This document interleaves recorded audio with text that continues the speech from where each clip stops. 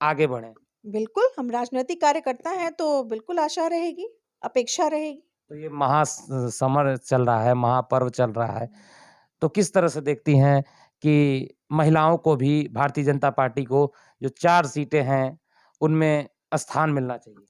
बिल्कुल मिलना चाहिए, कम से कम 4 सीटों में से 1 सीट पे तो महिला को स्थान मिलना चाहिए। कहते हैं कि घर की मुखिया जो है वो महिला है, तो उनका ये विश्वास कि महिला बहुत अच्छा कर सकती हैं, उन्होंने अपनी टीम में भी महिलाओं को स्थान दिया। आज आप देख रहे हैं कि हमारी जो वित्त मंत्री हैं, वो भी महिला हैं।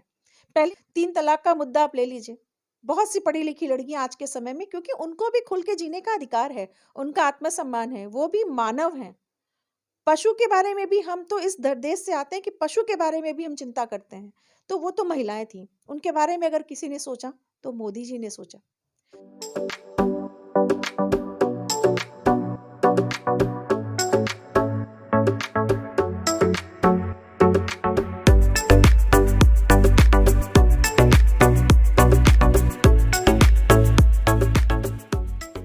ये बताइए कि आप राजनीतिक क्षेत्र से हैं और राजनीतिक पार्टी में हैं, लालसा तो होगी, चुनाव लड़ें, आगे बढ़ें।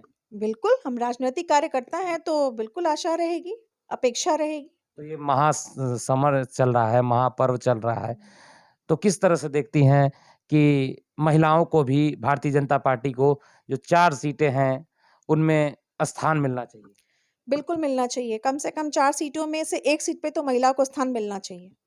बिल्कुल मिलना चाहिए और इसलिए भी मिलना चाहिए ताकि महिलाएँ भी खुल के आगे आ सकें, वो प्रतिनिधित्व कर सकें।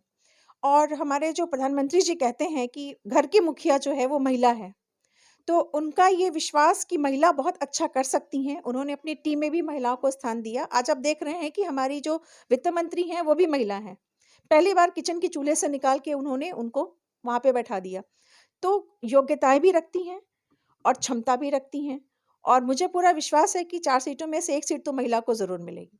मऊ की 4 विधानसभा सीटों पर किस तरह देखती हैं बीजेपी का क्या प्रदर्शन रहेगा? 2017 में आप 3 सीटों पे जीती थीं, 1 सदर सीट हार का सामना करना पड़ा था। इस बार क्या परिस्थिति रहेगी? इस बार हम मऊ सदर भी जीतेंगे और बाकी की तीनों सीटों पे भी भारतीय जनता पार्टी अपने जीत का परचम लहराएगी। क्या मऊ सदर की जीत के लिए क्या रणनीति है आप लोगों की?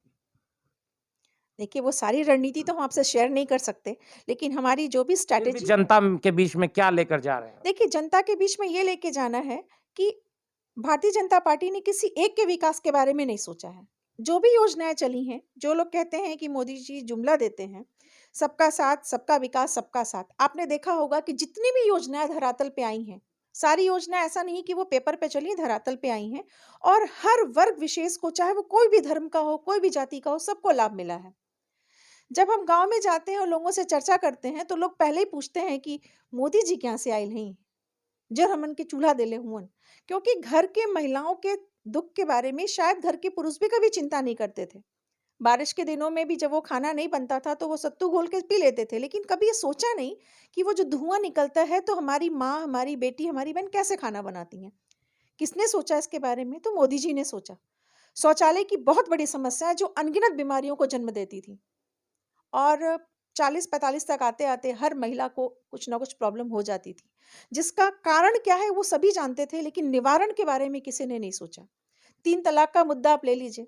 बहुत सी पढ़ी-लिखी लड़कियाँ आज के समय में क्योंकि उनको भी खुल के जीने का अधिकार है, उनका आत्मसम्मान है, वो भी मानव हैं। पशु के बारे में भी हम तो इस देश से आते हैं कि पशु के बारे में भी हम चिंता करते हैं। तो वो तो महिलाएँ थीं। उनके बारे में अगर किसी ने सोचा, तो मोदी जी ने सोचा। आज हिंद अगर हम ये कहें कि हमारे धर्म के बारे में, आप काशी विश्वनाथ को ले लीजिए। मतलब वहाँ जाने के बाद जो आपको एहसास होगा वो आप बयाँ नहीं कर सकते हो। मतलब कॉरिडोर बनने के बाद आप गईं? बिल्कुल, मैं गई हूँ। आप अगर समय की बात करते हैं कि अगर हमें कभी बनारस जाना है डॉक्टर को दिखाने भी तो नहीं जाते थे कि साढ़े 4 घंटे में जाएँगे, जाम में फँसेंगे। आज आप 2 घंटे में पहुँच रहे हो। लखनऊ देखिए अगर किसी की तबीयत खराब हो जाए, तो वो 6 से 7 घंटे में पहुँचते थे। वो भी रास्ता बहुत खराब हुआ करता था। आज आप 3 घंटे में पहुँच रहे हैं। तो ये बहुत सारी चीज़ें हैं, अगर आपको गिनाने लगे तो शायद दिन लग जाएँगे। ये बताइए संगीता त्रिवेदी कलकत्ता से शादी हुई आपकी मऊ में आई। जी। राजनीति में क्यों आना पड़ा आपको? देखिए, राजनीति में आने का जो ये कह सकते हैं कि शुरुआत है वो कोलकाता में हो चुकी थी। जपुरिया से मैंने ग्रेजुएशन किया था और उस समय हमारे यहाँ चुनाव चल रहा था। और जब मेरी मम्मी को पता चला कि मैं चुनाव लड़ने जा रही हूँ, तो उन्होंने कहा आज कॉलेज नहीं जाना है। क्यों? क्योंकि उनको ये था कि नहीं चुनाव क्या लड़ेगी, चुनाव नहीं मतलब लड़ना है। स्टूडेंट लाइफ से ही चुनाव का मन था हाँ, लड़ने का। स्टूडेंट लाइफ से ही मुझे प्रतिनिधित्व करने का बहुत की क्षमता थी। चूँकि तो चुनाव स्कूल लड़ा? नहीं, वहाँ चुनाव मैं नहीं लड़ पाई क्योंकि हमने पेरेंट्स ने अलाउ ही नहीं किया और जब तक पेरेंट्स अलाउ नहीं कर सकते, आप कर नहीं सकते हो। लेकिन वहाँ का जो माहौल था, शुरू से लड़कियों को हर चीज़ में प्रायोरिटी देते थे। कभी रोका नहीं किसी ने, कभी पेरेंट्स ने भी नहीं रोका कि ये नहीं करना है, वो नहीं करना है। और जिस माहौल से मैं आई हूँ, मेरे दिमाग में हमेशा ये रहता था कि ईश्वर ने मुझे मऊ क्यों भेज दिया? क्योंकि कहाँ कलकत्ता और कहाँ मऊ, कोई कंपैरिज़न नहीं है। बट आज मुझे मेरे सवालों का जवाब मेरी प्रकृति देती है कि मुझे मऊ को ही अपनी कर्म भूमि बनानी थी, इसलिए शायद मुझे मऊ भेजा मतलब गया। वो स्टूडेंट लाइफ वाली टीस रह जाती है कि अरे लड़ना है फिर। हाँ, लड़ना है। एक पोस्टर भी आपके देखते हैं, कई पोस्टरों पर कई विधानसभा के चीजें भी लिखी रहती हैं, तो क्या कुछ है और कहाँ से एक मन में है कि तैयारी है? देखिए, जब हम अपनी सेवा को विस्तार रूप में करना चाहते हैं, तो शायद हम सीमित होके नहीं कर सकते। उसके लिए हमें पावर की ज़रूरत है और जब आप सत्ता में आते हैं, तो आपके पास पावर आती है। क्योंकि आपके पास बहुत सहयोग हो जाता है और बहुत पावर हो जाती है, तो आप अपने सेवा कार्यों को विस्तार रूप दे सकते हैं। और एक जो जनप्रतिनिधि होता है, उसका ये मॉरल ड्यूटी बनता है कि आप अपनी जनता का ध्यान रखो। जैसे कि आपने देखा होगा कि राजनीति के अलावा भी बच्चों की शिक्षा का है, योग है, स्वास्थ्य है, हमारी अपनी संस्था भी है, वृक्षारोपण का कार्य आपने देखा है कि हम लोगों के यहाँ होता है, प्रकृति संवर्धन का भी कार्यक्रम करते हैं। लेकिन अब थोड़ा-सा काम करने से इसमें वो रिज़ल्ट नहीं आ सकता है। हम बहुत जल्दी लोगों को अवेयर नहीं कर सकते और बहुत लंबा नहीं कर सकते क्योंकि शिक्षा जो है, वो हथियार है जिसके दम पे अगर आपने उसको सुधार लिया, तो शायद आप कोई भी लड़ाई जीत सकते हो। और जब तक हम सीमित संसाधनों से काम करेंगे तो वो रिज़ल्ट नहीं मिलेगा। उसके लिए मुझे लगा कि इससे बढ़िया कोई प्लेटफ़ॉर्म नहीं हो सकता है। अगर हम सत्ता में आते हैं, हमें अगर मौका मिलता है प्रतिनिधित्व करने का तो शायद हम उन सारे अपने सपनों को पूरा कर पाएँगे, जो मैं जाती हूँ लोगों के बीच में और एक महसूस के रह जाती हूँ कि काश मैं ये कर पाती। तो राजनीतिक क्षेत्र में अगर आपकी बात करें तो आपका आइडल कौन है? राजनीतिक क्षेत्र में भी मेरी आइडल मेरी अपनी टीचर है, जिन्होंने वो सपना दिखाया, बचपन में वो बीज बोलते हैं ना, बीज उन्होंने डाल दिया, जो अंकुरित धीरे-धीरे, धीरे-धीरे वो पौधा बड़ा हुआ और आज जब मैं आपसे बात कर रही हूँ, इस समय वो पूरा वृक्ष बन चुका है। क्योंकि उनका भी ये पैमाना था, वो हमेशा समझाती थीं कि देखो, किसी भी काम को करने के लिए आपके पास पावर का होना बहुत ज़रूरी है। अगर आपके पास पावर नहीं है, तो आप वो चीज़ नहीं कर सकते हो, करोगे ज़रूर लेकिन फिर उसका कोई रिज़ल्ट नहीं मिलेगा और विदाउट रिज़ल्ट काम करना, इसका कोई मतलब नहीं नहीं, है। हम बात कर रहे थे कि पॉलिटिकल सिनेरियो में कौन आपका आइडल है?